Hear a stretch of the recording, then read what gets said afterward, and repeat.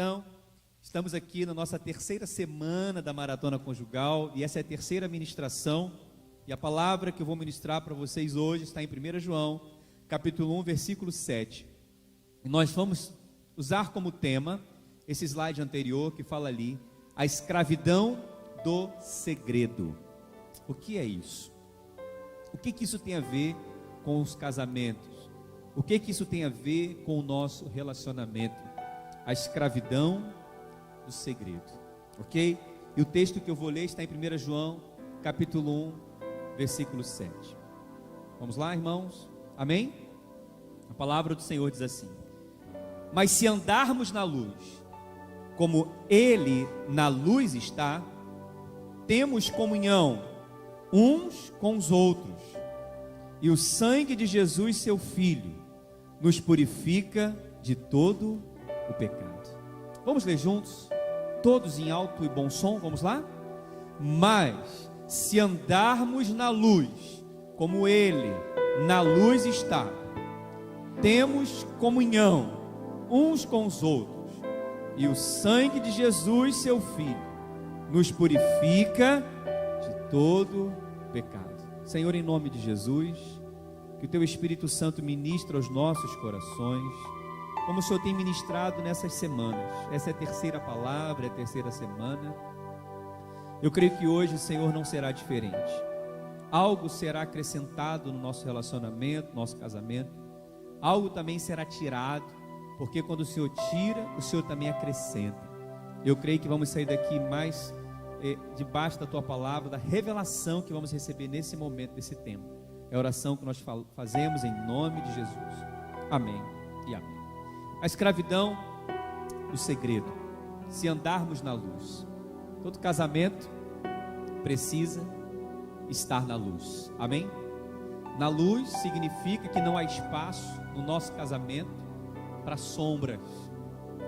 Não pode haver lugar no nosso casamento para obscuridades, para coisas ocultas, para segredos.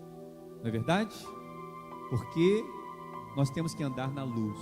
Quando andamos na luz, nós temos comunhão. Comunhão fala de intimidade. Comunhão fala de unidade. Amém, meus irmãos? E eu lembro de uma história muito interessante, muito conhecida. Eu já preguei sobre isso uma vez aqui.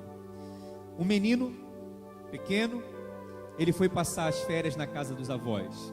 Ele ganhou um estilingue, o nome dele era Johnny. Aquele estilingue de acertar, né? As coisas. E Johnny estava ali brincando com seu estilingue. E a sua irmã, chamada Sally, estava ali ajudando a avó em casa. Um belo dia, Johnny, no seu estilingue, ele acertou o pato de estimação da vovó. E ele matou o pato. E ele ficou muito apavorado com aquilo. Ele falou: e agora, como é que eu vou fazer? Então ele escondeu o cadáver do pato debaixo das madeiras. Escondeu. E ele achou que ia passar tranquilo com aquilo. Um dia, o seu avô chamou os seus netos para pescar, né? Mas a Sally, a irmã dele, tinha que lavar a louça. E a avó falou: Johnny, você pode ir pescar com o avô, mas a Sally vai ajudar a gente na louça. E o que a Sally falou? Não, vó, hoje quem vai lavar a louça é o Johnny. Hoje ele quer lavar a louça. Eu não. Não, quer sim. Aí ela olhou para ele e falou assim: olha o pato. Por quê? Porque ela viu o Johnny matando o pato. Aí ele ficou assustado, falou: me descobriram. Moral da história: ela foi pescar com o avô e o Johnny é que ficou lavando a louça. Aí no outro dia tinha que arrumar a casa. E quem é que a Sally colocava para arrumar a casa? O Johnny. O Johnny, você que vai arrumar a casa. Eu não. Olha o pato. Moral da história: o Johnny passou a ter uma nova função por causa do bendito do pato. Um dia ele cansou daquilo. Ele falou assim: eu não aguento mais isso, eu tenho que falar a verdade. Ele chamou a avó e falou: vó, eu tenho que falar uma coisa para a senhora. Eu matei o pato. Fui eu que matei o pato, eu escondi o pato. Aí a avó falou assim: Johnny, eu sei disso. Eu vi o dia que aconteceu. Eu vi o dia que você matou o pato. Eu não falei nada, porque eu queria saber até onde você iria suportar essa escravidão da Célia. Até onde você ia suportar viver, fazer o jogo da sua irmã. Eu te perdoo, não tem problema. A partir daquele dia, o Johnny confessou o seu pecado, confessou o seu erro e não precisou mais fazer as obrigações da casa, né? Porque pecado confessado é pecado perdoado.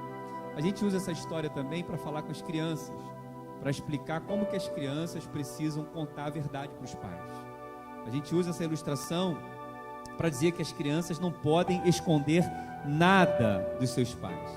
Mas essa história também conta, nos dá uma grande lição para nós como casados.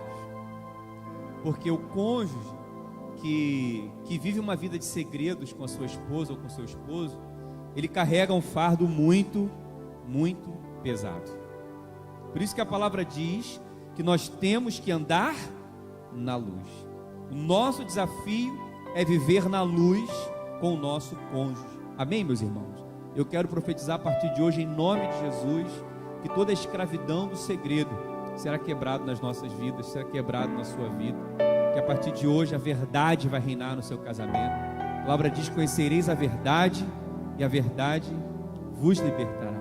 A verdade liberta, a verdade cura, a verdade salva, ainda que doa, mas ela é o melhor remédio. Amém? A palavra diz que o pai da mentira é o diabo. Ele nunca se firmou na verdade. Um casal que não anda na verdade dá legalidade para o diabo, porque ele tem um ponto de acesso naquela casa. Então, eu quero te ajudar hoje como casal, como cônjuge, a andar nessa verdade. Amém, meus irmãos? Quantos podem dar glória a Deus por isso nessa noite? Pegue na mão da sua esposa, olhe para ele, olhe para ela, diga assim: meu amor, pode contar comigo. Não precisa ter segredos entre nós. Confia em mim. Pode falar a verdade, porque eu também vou falar a verdade para você. Pronto, olha aí, o coração já está leve. Amém? Vai dar um beijinho para selar esse compromisso. Amém? Glória a Deus. Glória a Deus. Bom, qual o problema? Amor, passa para mim, por favor, o próximo slide. Qual o problema dos segredos? Qual o problema dos segredos? O problema dos segredos, eu vou falar aqui com vocês, é que nem todo segredo é pecado, mas todo pecado começou com uma mentira, começou com um segredo. Ou seja, algo que era pequeno e você omite, às vezes não mente, mas omite, e aquilo pode crescer e se tornar um pecado. E muitos casais se perdem nos pecados, nos erros, porque pecado é errar o alvo. Pecar significa errar o alvo. O casal que não entende isso, ele não vai atingir o seu propósito, ele não vai acertar o objetivo, ele vai errar o alvo.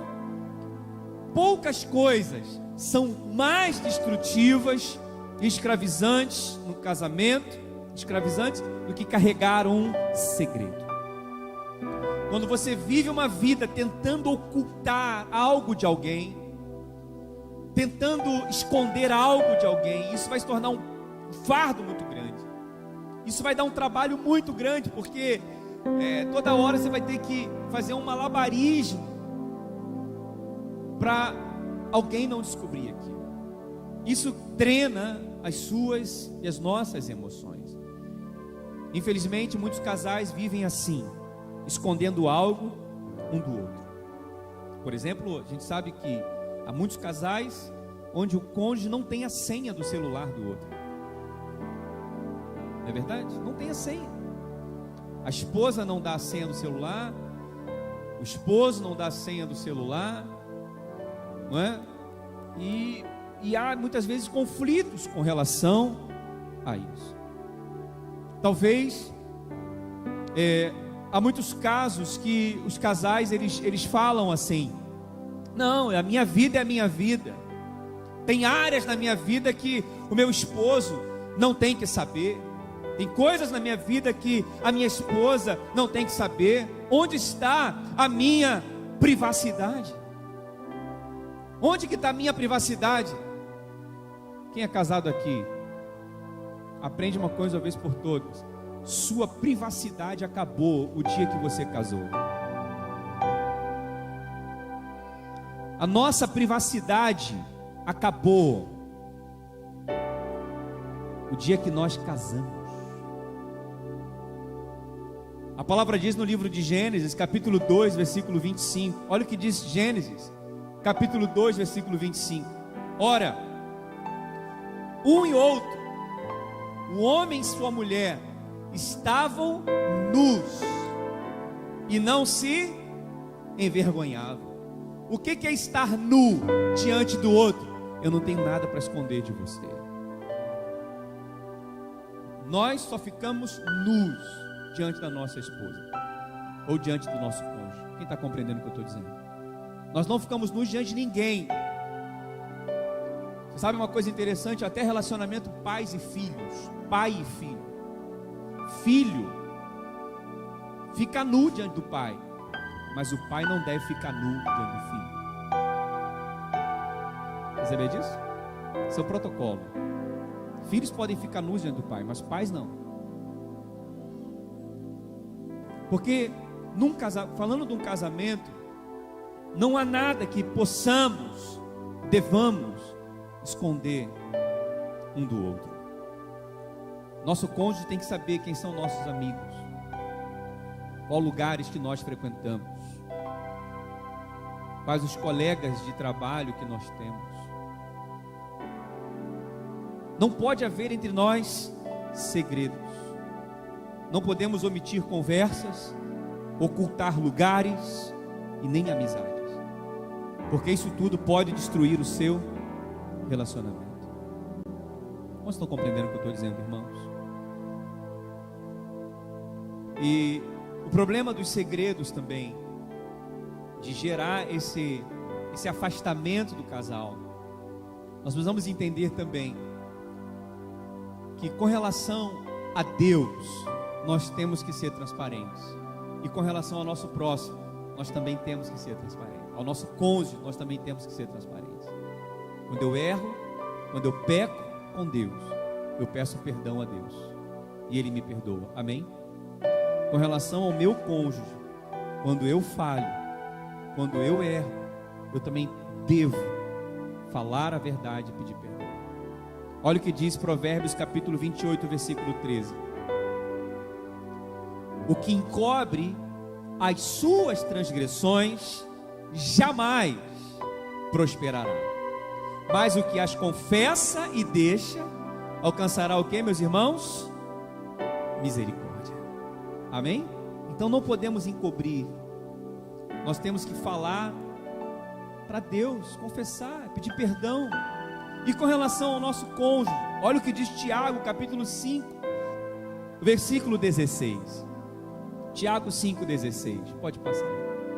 Confessai os vossos, o que, meus irmãos? Pecados uns aos outros, e orai uns pelos outros, para seres o que, meus irmãos?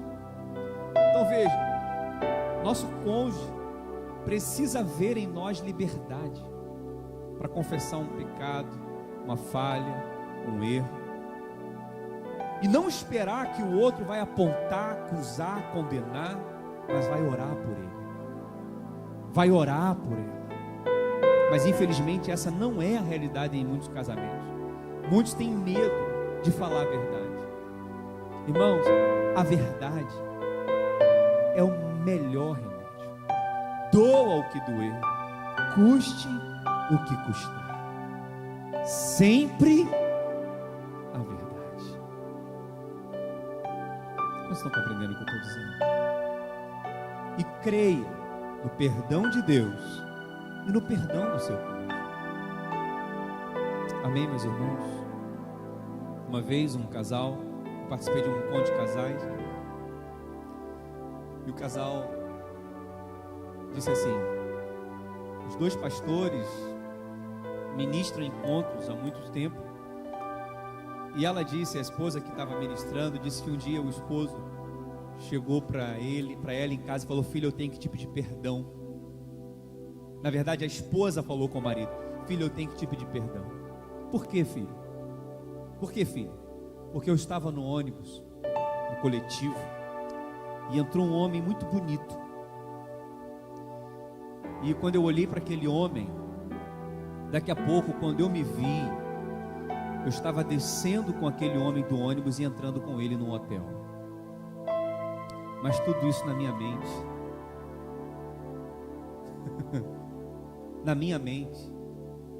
minha mente, eu me atraí por aquele homem, eu desci do ônibus com aquele homem, eu entrei no hotel com aquele homem, mas eu quero te pedir perdão, porque você é a mulher da minha, você é o homem da minha vida, foi o que a esposa disse. Aí o marido disse para ela assim: filho, eu também quero te pedir perdão, porque sabe, lá no trabalho tem uma funcionária, uma colega de trabalho, e eu também por um momento me perdi nos pensamentos, eu pensei algumas coisas com ela, me perdoa sobre isso. Olha, eu ouvi essa experiência tem uns 15 anos atrás, eu nunca mais esqueci, espero que você também nunca mais esqueça. Será que nós temos esse nível de coragem, de verdade, de intimidade com o nosso cônjuge, para pedir perdão até por coisas que nós pensamos? Ou será que nesse meio tempo já teria voado uma meia dúzia de panelas, de pratos, de copo, de faca, de tudo? A gente precisa avaliar sobre isso, né? Então, os segredos têm seus problemas, e precisamos falar a verdade. Existem 3 regras que você deve seguir para lidar com o pecado. Anote, 3 regras para lidarmos com o pecado. Primeiro, lide apenas com aquele a quem você amor, é o anterior, por favor. Com aquele a quem você ofendeu. Portanto, se o seu pecado envolveu o seu cônjuge, trate apenas com ele, né? Segundo, quando você lidar com o pecado, trate apenas da parte pela qual você é responsável. Não queira tratar outras pessoas que estão envolvidas ou responsabilizar terceiros pelo seu pecado. Trate apenas aquilo que você errou. E se o pecado que você cometeu envolve o prejuízo de outras pessoas, você deve restituí-las devidamente. Apenas algumas dicas para tratar com essa questão do pecado. Segundo, quais são as consequências dos segredos? As consequências de nós como cônjuges, como casados, andarmos nessa vereda da obscuridade. Primeiro, segredos produzem isolamento. Amém? Segredos produzem isolamento. Ou seja, quando você não é verdadeiro, quando você esconde algo, você toda hora vai evitar estar perto daquela pessoa. É como diz a frase: o devedor sempre foge do credor. Quando uma pessoa sente que está em débito com a outra, a comunhão é quebrada. Quantos casais estão afastados uns dos outros porque existe uma mentira, um segredo talvez ali na comunhão, no relacionamento? Então, o segredo causa afastamento. Ok, pessoal? Isso é lógico, isso é básico, né? Segundo, segredos tiram a coragem diante da vida, porque os segredos nos fazem retroceder em vez de avançarmos. Nós olhamos para o mundo como uma grande ameaça e não como um lugar para desfrutar. Se nós guardarmos segredos, nós não vamos viver plenamente. A pessoa que guarda segredo, ela vai fugir de situações, de experiências, vai deixar de viver novas experiências e vai estar sempre buscando se proteger para continuar ocultando algo. Ela vai ficar o tempo todo desconfiando também de tudo e de todos. Então, o segredo rouba a coragem diante da vida. A palavra diz que nós temos vida e vida com abundância. Terceiro, segredos nos fazem buscar constantemente reparação. Quando uma pessoa guarda um segredo, de alguma maneira, ela vai sempre querer estar compensando o outro por causa desse segredo. Ou seja, ela vai estar sempre querendo compensar algo. Vamos supor que esse segredo seja um tipo de traição. A pessoa que traiu vai querer sempre compensar o outro com algo, com alguma atitude. Por isso, algumas atitudes que a pessoa fica fazendo para tentar agradar o outro, muitas vezes parecem sem sentido, porque segredos nos fazem buscar constantemente reparação.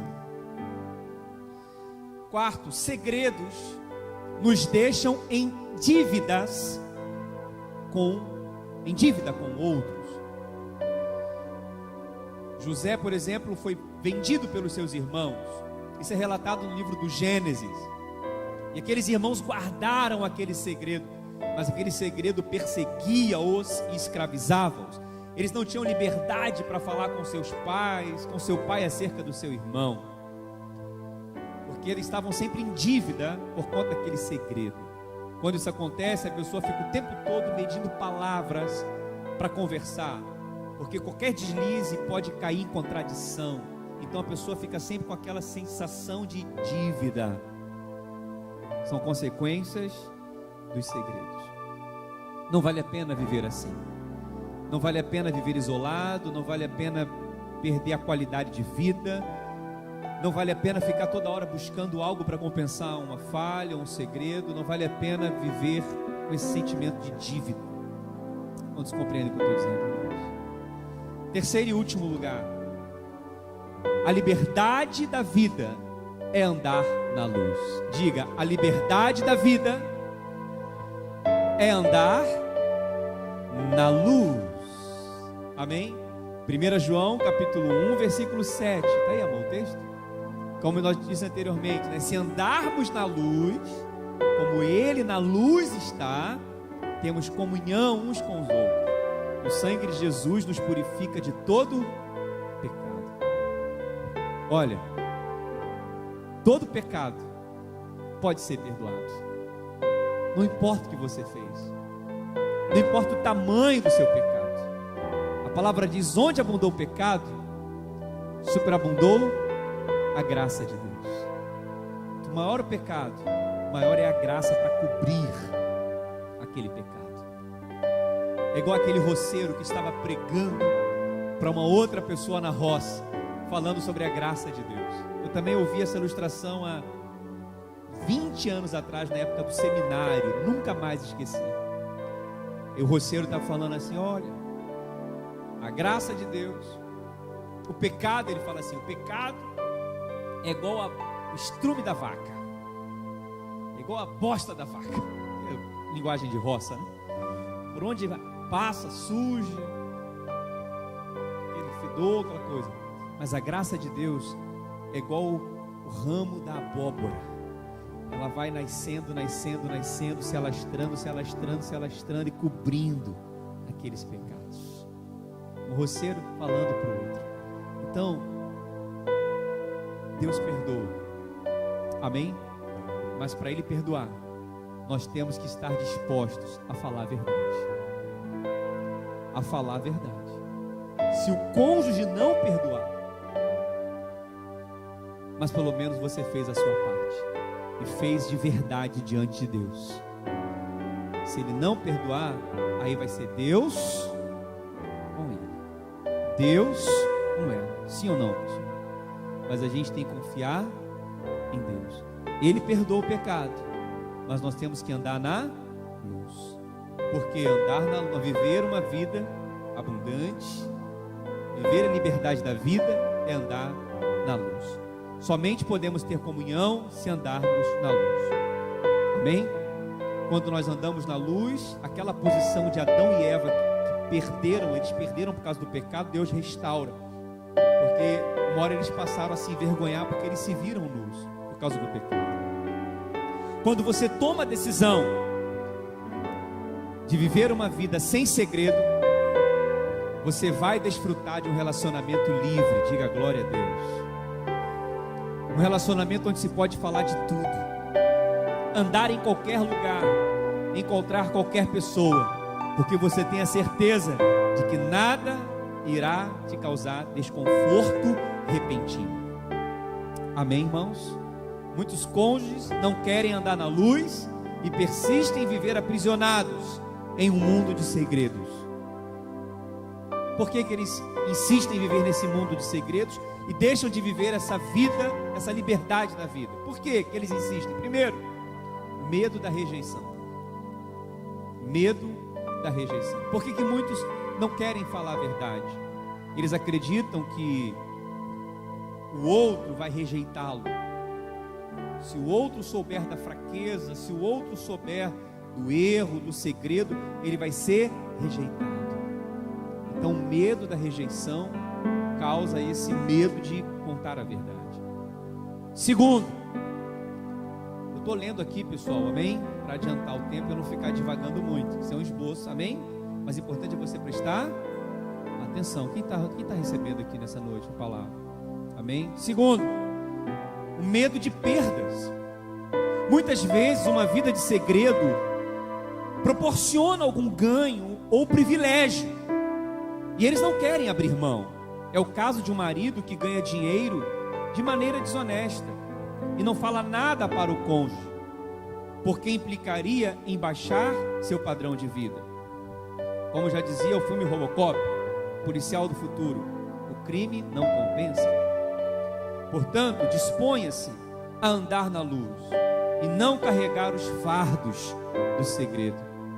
Amém? Então, medo de rejeição e medo de perdas. Mas ainda assim, vale a pena falar a verdade. Por isso, temos que lembrar alguns princípios. Primeiro, nunca revele o seu segredo a alguém incapaz de ajudá-lo. Muita gente, no afã de viver uma vida transparente, sai contando coisas da sua vida privada para qualquer pessoa. Isso é loucura. Nem todos estão prontos para ouvir suas histórias. Limite-se a contar aqueles que de fato podem ajudá-lo de alguma forma, e não apenas aqueles que podem ajudar você a desabafar, mas procure aqueles que podem ajudá-lo. Segundo, procure um discipulador, procure um líder, procure uma liderança madura que possa te orientar nesse processo de falar a verdade, porque o alvo final é revelar o segredo e a verdade para o cônjuge, amém? Mas nem sempre, nem todos estão preparados para isso.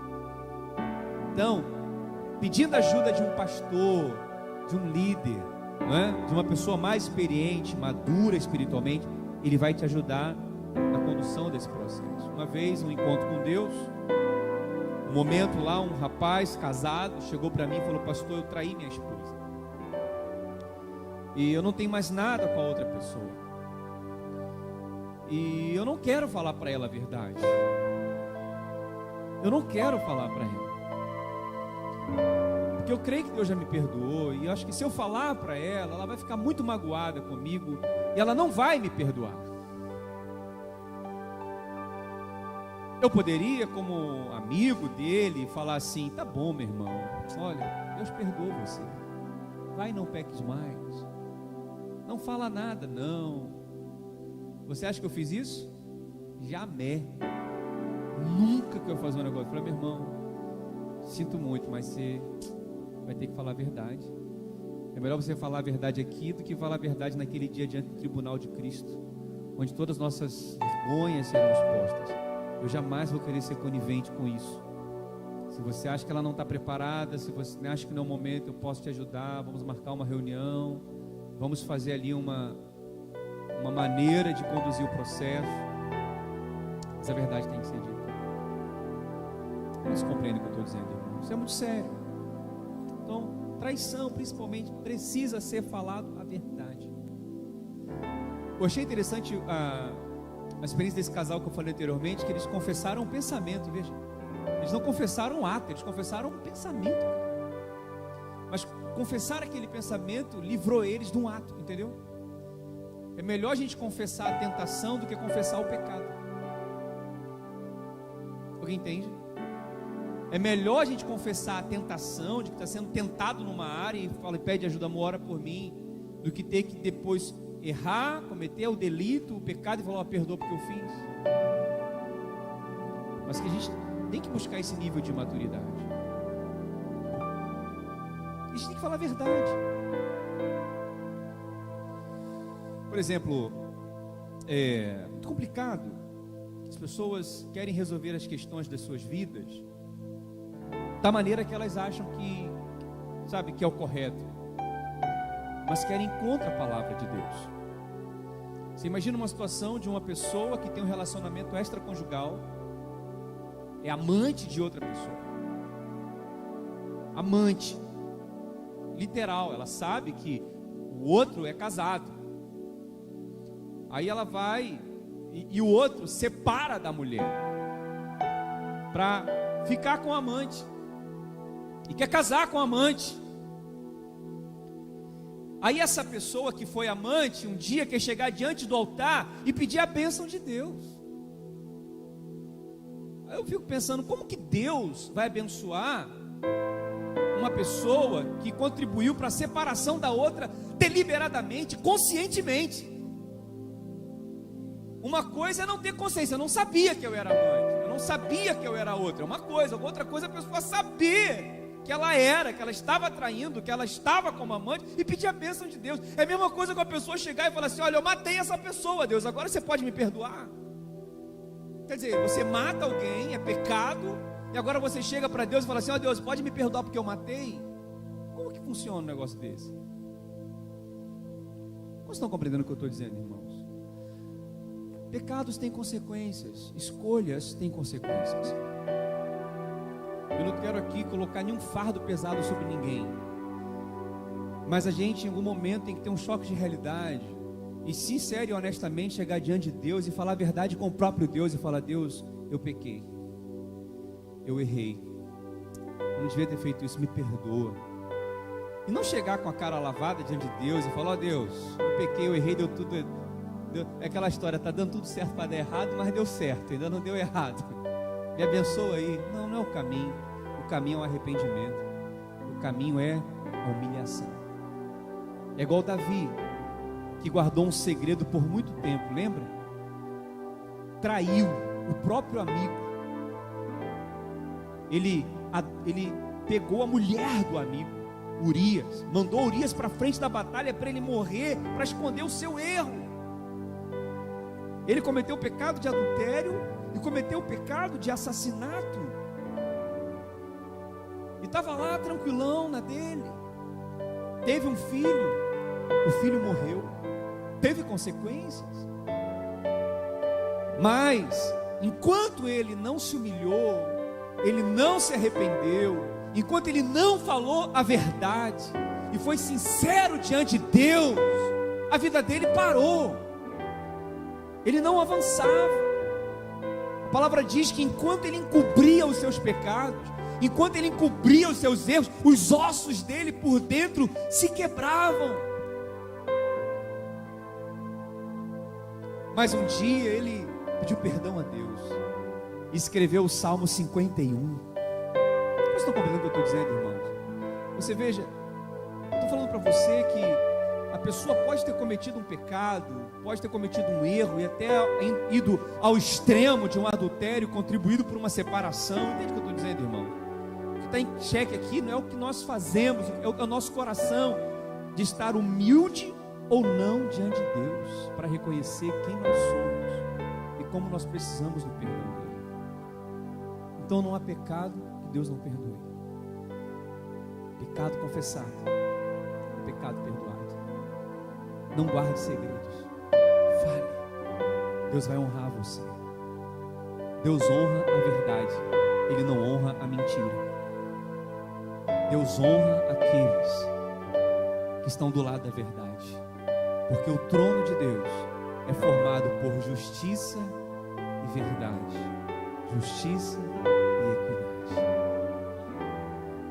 Como estão dizendo? Quanto tempo estou dizendo aqui? Diga glória a Deus, irmãos. Deus vai honrar você.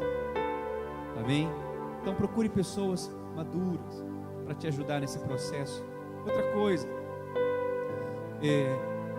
compartilhe com a pessoa envolvida, peça sabedoria a Deus, o momento certo para abrir o seu coração com o seu cônjuge. Normalmente, quando há algo que o marido esconde, a mulher de alguma forma já desconfiava, ou vice-versa, né? Não se precipite, mas também não deixe passar da hora. Amém? Não se precipite, não sai fazendo destrambelhadamente de qualquer maneira. Busque a Deus sabedoria, peça perdão a Deus, ore, a Deus me ajuda, mas também não deixa passar da hora. Amém? Há um momento certo. Outra coisa, em último lugar, não publique o seu segredo. Não sai falando para os outros que você fez. O segredo é seu e da sua esposa. E se o seu esposo, se a sua esposa confessou algo para você, guarda aquilo para você. Quer conversar com alguém? Procure um pastor, procure um líder que você confie, procure um conselheiro para desabafar, mas não fica falando com qualquer um. Guarda a vida dele, guarda a vida dela. Vocês estão compreendendo o que eu estou dizendo, irmão? Sabe por quê? Amanhã ou depois você vai perdoar e vai ficar tudo bem, mas aí se ficou falando para uma porção de gente, como é que você vai depois catar tudo para... Vai ter que conviver com isso. Mas tem gente que às vezes fica tão desesperado, quer falar e quer, sabe? É igual você pegar um saco de arroz e espalhar e depois querer catar os arrozinhos. Então veja, o outro errou e pecou, confessou, pediu perdão, que seja, mas o cônjuge também errou em ter espalhado isso. Você compreende o que eu estou dizendo, irmãos? De ambas as partes tem que haver humildade.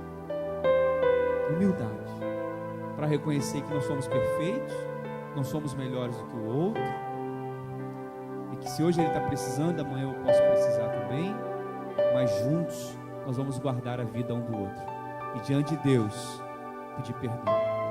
Se você cometeu o erro de ter falado, peça perdão também, porque ele vai te perdoar, ela vai te perdoar.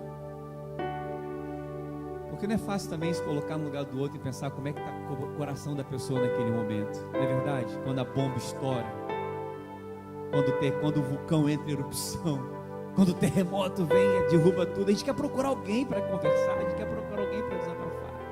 Não é fácil também, mas que nós possamos ter humildade para ajudar um ao outro no caminho da reconstrução, da restauração e do perdão. Mas não publique o seu segredo. Não vá para a internet colocar, não fala nada. Vai para os pés do Senhor. Amém, meus irmãos? Glória a Deus. E aqui termina essa palavra. Eu pergunto para você, foi importante para você ouvir tudo isso? Fala a verdade. Não faz a gente parar para pensar. Não pode ter segredo em nada, irmãos, no nosso casamento. A nossa privacidade acabou o dia que a gente casou. A gente tem que falar tudo para o nosso cônjuge. Onde nós vamos? Com quem nós vamos? Que horas vamos voltar? Por que estamos demorando? Entende o que eu estou dizendo? Ah, isso é controle. Não, isso não é controle. Isso é unidade. Isso é ser uma só carne. Isso é não dar brecha para o diabo ficar colocando minhoca na cabeça de um ou de outro, para o outro pensar o que está acontecendo. Vocês estão compreendendo, irmãos? Então nós temos que buscar aqui o equilíbrio. Ao mesmo tempo que o nosso cônjuge tem que ter a senha do nosso celular, por outro lado, eu não tenho que ficar que nem um maluco olhando o celular dela toda hora para ver com quem ela está falando, com quem ele está falando. Porque quem confia, não é? Confia. Quem confia, confia. Quem confia não fica procurando nada. Anda na luz.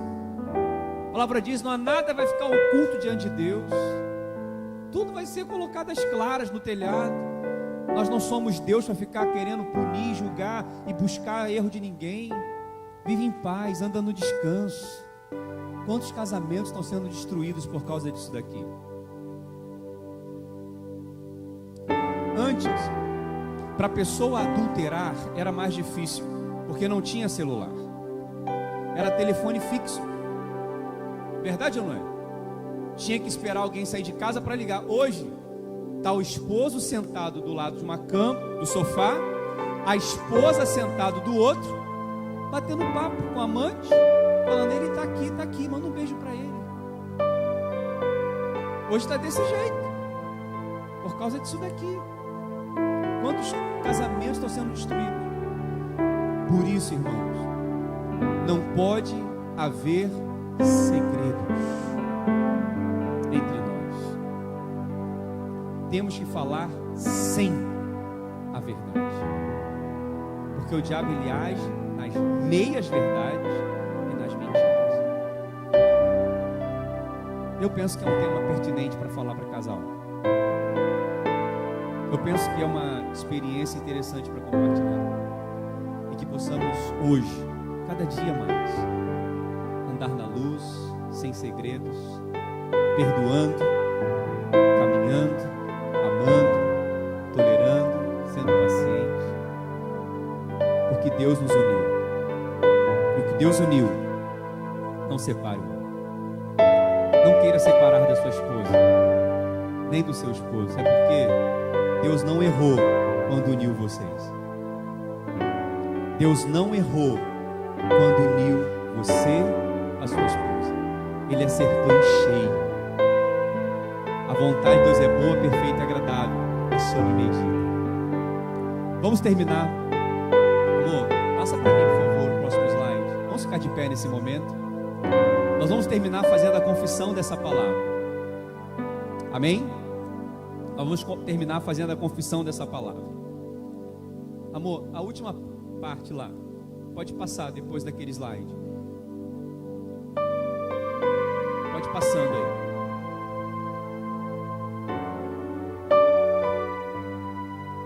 Tá conseguindo?